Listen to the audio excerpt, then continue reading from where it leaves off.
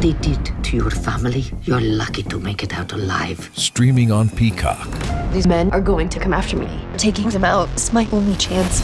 Put a bullet in her head. From the co-creator of Ozark. Looks like a family was running drugs. Execution-style killing, it's rare for the keys. And it leads on who they might have been running for.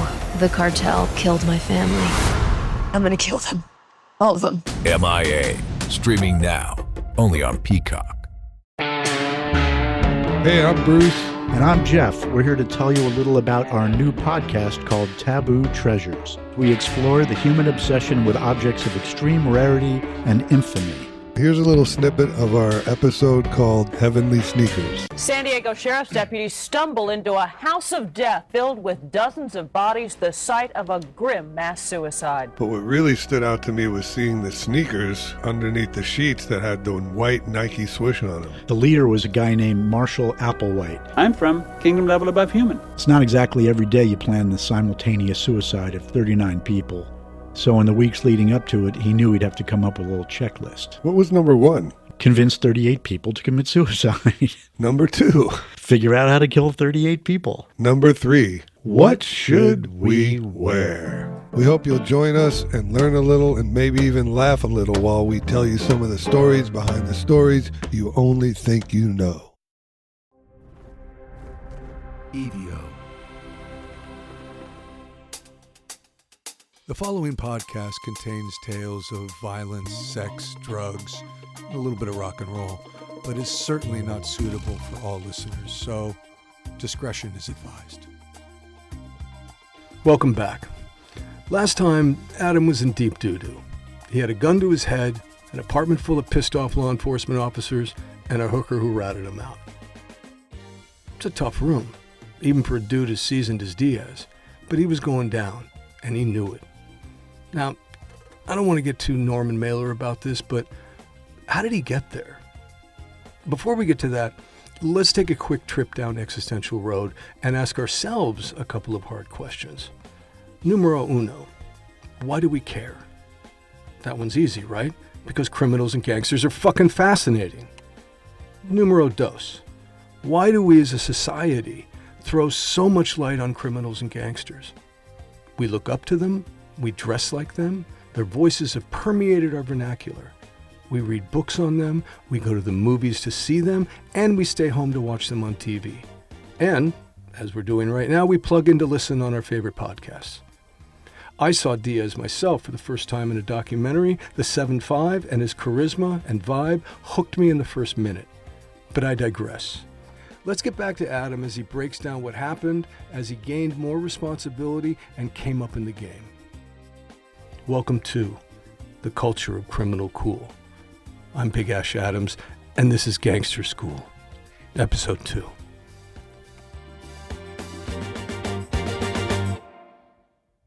Now, my cousin owns a grocery store in the Lower East Side. This guy will fucking go to Dominican Republic and stay there for a couple of months, and I'm handling the whole fucking all business.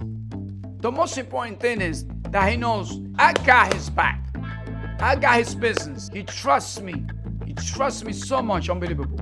As a family, as a brother, in every single way. In this store, the operation is totally different. Customer comes to the front desk, and he gives me a sign, because I got another customer. If you're another customer, you fucking such shit. You know, but you got junkies, you got lawyers, you got nurses, working regular people. They just come to get $500 so they could go on the weekend and blow their fucking brains out. You even got cops coming in and purchasing. You know what I mean? All kinds of fucking different people.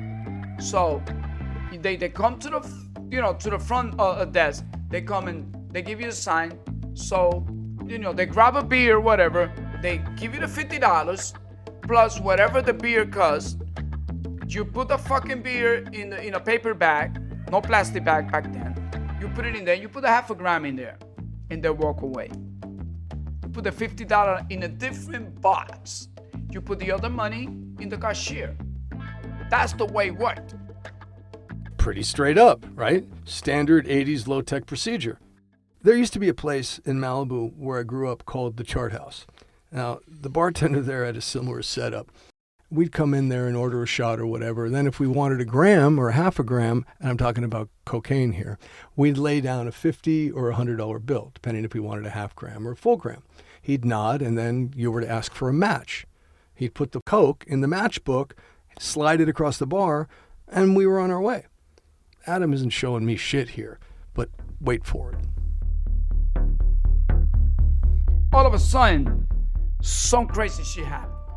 I was at the counter, and all of a sudden I see this guy selling dope at the corner. Now, you gotta remember, we're selling at a grocery store.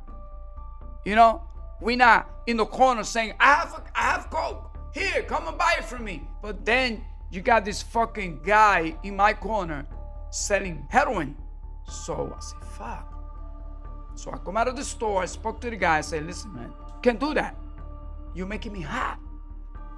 You're gonna get the cops' attention because you're selling dope, pure dope, not cocaine, but dope. Please. I was very kind, polite, and I was a negotiator with this guy. But I guess I'm Dominican, he's Puerto Rican. Most Puerto Rican got control of the area on the Lower East Side, not the Dominicans. Dominicans got control of the Washington Heights. So the guy say, okay, he walks away. But I can notice he ignores me. So it's muy importante to note here that back in the day, New York City was divided up so that certain groups had control of certain territories. The Italians had Little Italy, the blacks had Harlem, and like you just said, the Dominicans had Washington Heights, and the Puerto Ricans had the Lower East Side. The actors had Elaine's, and comedians had Carnegie Deli. Follow? The next day, this girl is in front of my store doing the same fucking thing. And I know because when you're selling heroin, you have a name on the stamp, whether it's H or Chucky, whatever the fuck. They have a name always. So I approached the girl. She's a junkie. Obviously, she looked fucked up. And I said to her, listen, I had it. You gotta go. I don't want you in my corner. So this fucking girl all of a sudden tried to slap me. She raised her hand and tried to slap me. So I grabbed her hand and pushed her. But, you know, she's a junkie. She couldn't fucking stand up. So she falls. And all of a sudden, someone punched me in the back. Took a good hit at me. And I didn't notice. The girl's boyfriend or husband, whatever the fuck it is, he's behind me. So I looked at him. I said, you didn't fucking just punch me, motherfucker. So I bit the shit out of this guy. I got in a fight with this guy, bit the shit out of this guy. He was riding a bike, and I grabbed the fucking bicycle and slammed it in his head. So one of my co-workers, the guys that work with me at the store, came out with a gun, and they fucking just started running. They disappeared. So I had a fight. Everything is over. Go back to the store, back to normal. Night comes, close the store down, do my numbers, how much I sold. You can see his predicament here, right? He's got a store that's operating smooth, and these other dealers gravitate to the safe spots to sell their junk. So these smack slingers, heroin dealers, try drafting on Adam's turf, so he fronts them, right? And he goes a little Sean Connery, if you will, on the girl junkie, and the boyfriend cold cocks Adam. So Diaz beats the dog shit out of said junkie. Fair enough, right? Wrong. Puerto Ricans have mucho pride, and the dude shows up the next day.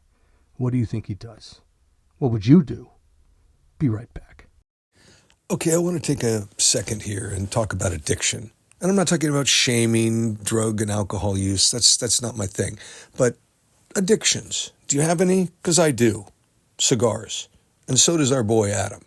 So much so that he got together with some heavy hitters in the tobacco industry and created his own brand, the 7.5, designed and crafted in the Dominican Republic to commemorate not only the success of the hit documentary, but to celebrate Adam himself. It's rich, full-flavored, bold, pretentious, in your face, like Diaz himself.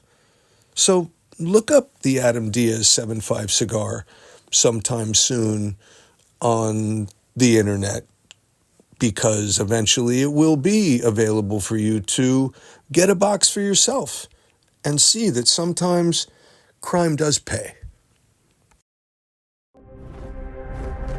EDO.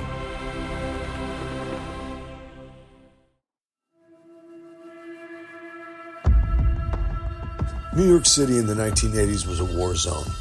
I know because I was there. The murder rate was the highest in the country, and the war on drugs was raging throughout the 5 boroughs. The culture was being infiltrated with new wave rock, Basquiat, Warhol, soap operas, crooked cops, and crack cocaine. Enter young Adam Diaz. Fresh off the beaches of the Dominican Republic, he saw the cool in all the crime. And with a little help from his family, Adam became the boss of the Diaz organization, paying off dirty cops, protecting his turf, and moving 300 to 400 kilos a week for the Medellin cartel, all before his 20th birthday. Join me as I go mano a mano with Diaz, and you'll see for yourself how this kid from the DR became the king of Brooklyn. I'm Ash Adams, and this is The Culture of Criminal Cool.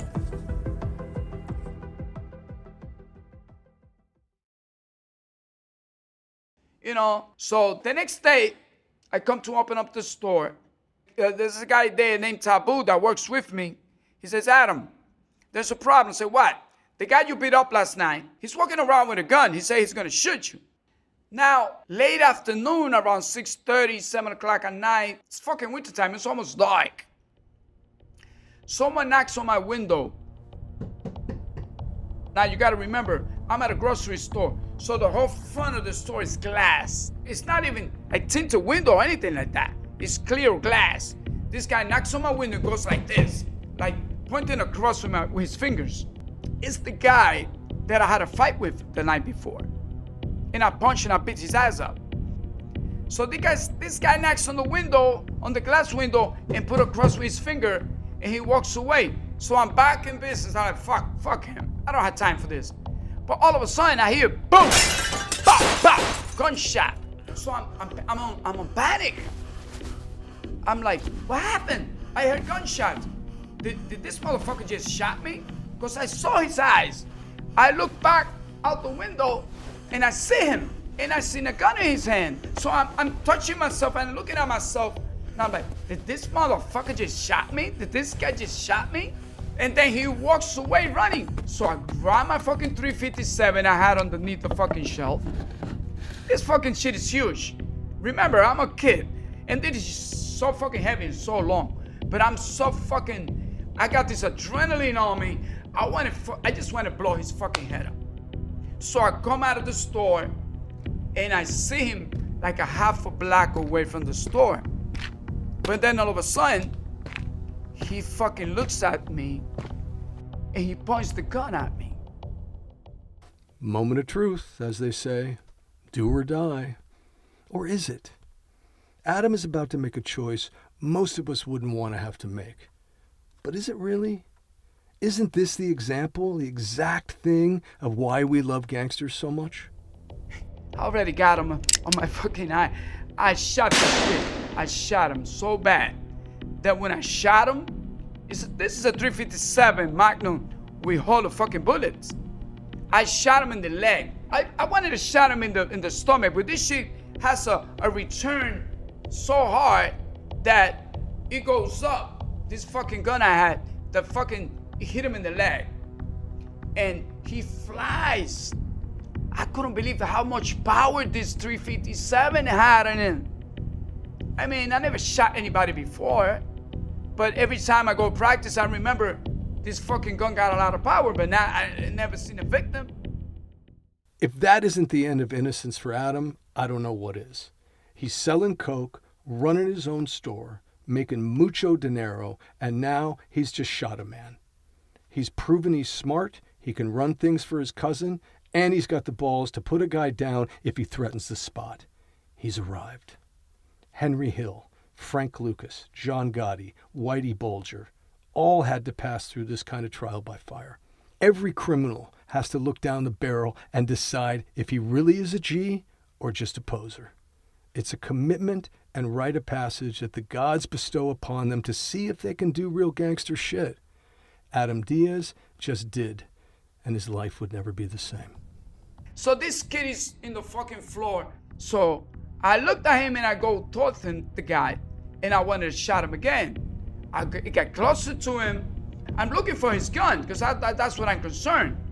And the gun is somewhere, I can't fucking see it. I get close to him and I put the gun on his head.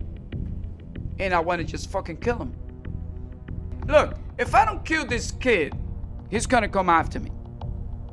This kid is hanging out. This kid is a dope head. He's hanging out with the fucking sicarios in that area.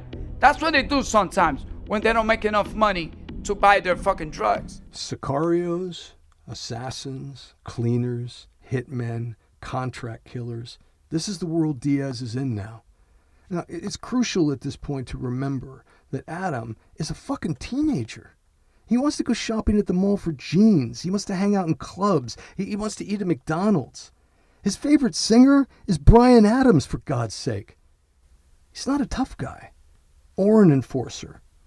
But the wolf is rising in him from Jump Street here and now. No hesitation. So what would stop him from crossing over that thin red line and pulling that trigger?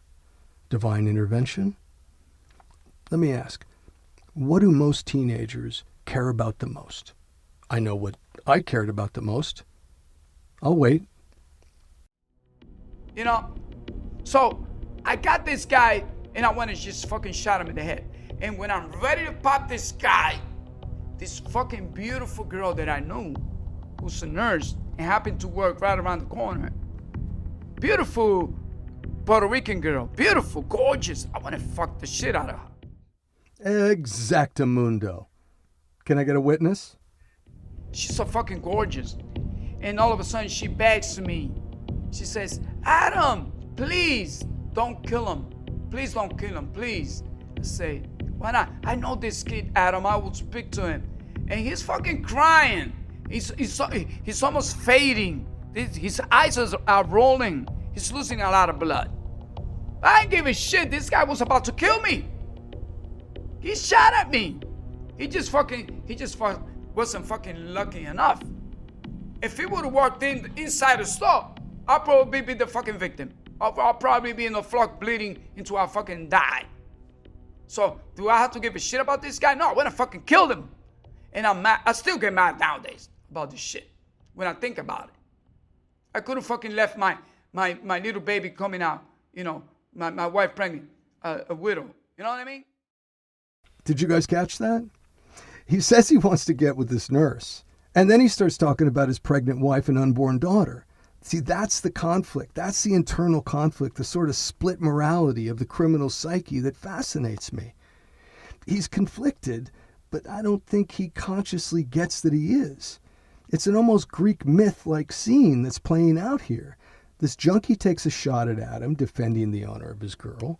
Diaz beats him down, thinking he made his point. The junkie turns it up a notch and lets it be known that he's going to take revenge. Adam's partner tells him that he should take care, and Diaz says, fuck that. Hubris? Maybe. False bravado? Possibly. My point is this. When we have a beef, we have an argument or a fight at a stop sign with a dildo that cuts us off, we don't just go for our 9mm and empty the clip. Just because I have a problem with someone doesn't mean they deserve 3 in the chest, right? But not these two. Adam goes for the .357 and the two face off like Tombstone on the sidewalk. It's mano a mano time. So this girl just fucking goes, please, Adam, I beg you. I know this kid. I know his family. Please don't kill him. Please. So I looked back and I looked at her. I said, fuck. You know, if I probably kill this guy, then she probably will never give it to me. She thinks I'm a fucking murderer or something. And I'm not. Well, pretty damn close to being one, amigo. If it wasn't for your personal pornographic penchant for Puerto Rican pussy, pretty sure you would have popped that junkie puppy. Pretty peppy party, isn't it, pal? It's a lot to unpack here. Adam got on the dark horse and rode it like fucking Zorro during his first confrontation. He didn't hesitate.